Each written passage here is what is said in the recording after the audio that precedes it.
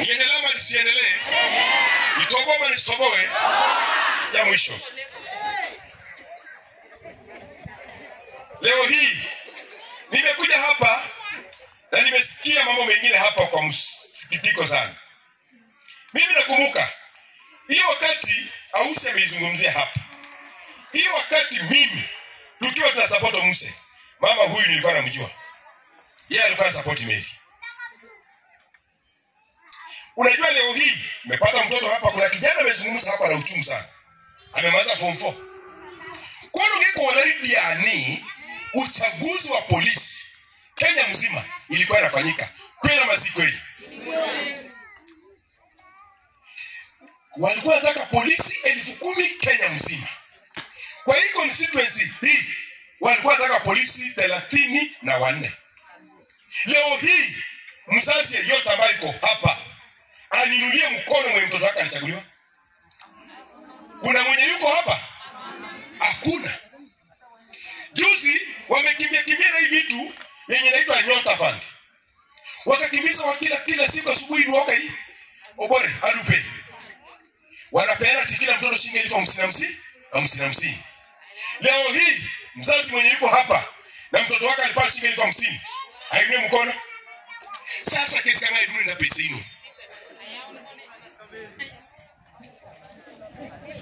Sasa kimamu yo kijana sika Mary. Mamio kidumuni aso. Abetekera yoko. Leo hii iko mjinga ingine anakuja kuturingia hii tende Mary hapa. Itende nikashinga 1,500. Hii kitu hii. Na vijamusini. Bwana nani? Tumetoka kwa kiwango ya kufanya watu kuwa maskini. Leo hii kama Mary angekuwa maajiri mtoto wa hii boma kazi na anafanya kazi, angekuwa na uwezo kuleta hizi tendi 100 hapo hii boma. Kweli ama si kweli? Leo hii huyo kijana ametoka kuzungumza hapa. Iko mtiaka amesema Mary sitaki kutoka Kampala kuja hapa. Hii nataka niseme Mary zawadi ambayo anaweza peana huyu mama amesimama nayo kuanzia 2013 mpaka leo hii. Zawadi na heshima ambayo inaweza saidia huyu jamaa mwenye leo huyu hapa amelala hapa huyu ni kumwajiria mtoto wake mmoja nini kazi. Hiyo ndio zawadi. Lakini mekana takise Ikulu kwa Bale. Mimi nawaambia nikimalizia, Waswahili wanasema ndovu hauziki na pembe. Mimi nitangoa Mary pembe.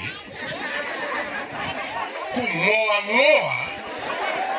Ikifika 2027 nikizika huyo ndovu hana pembe hata moja.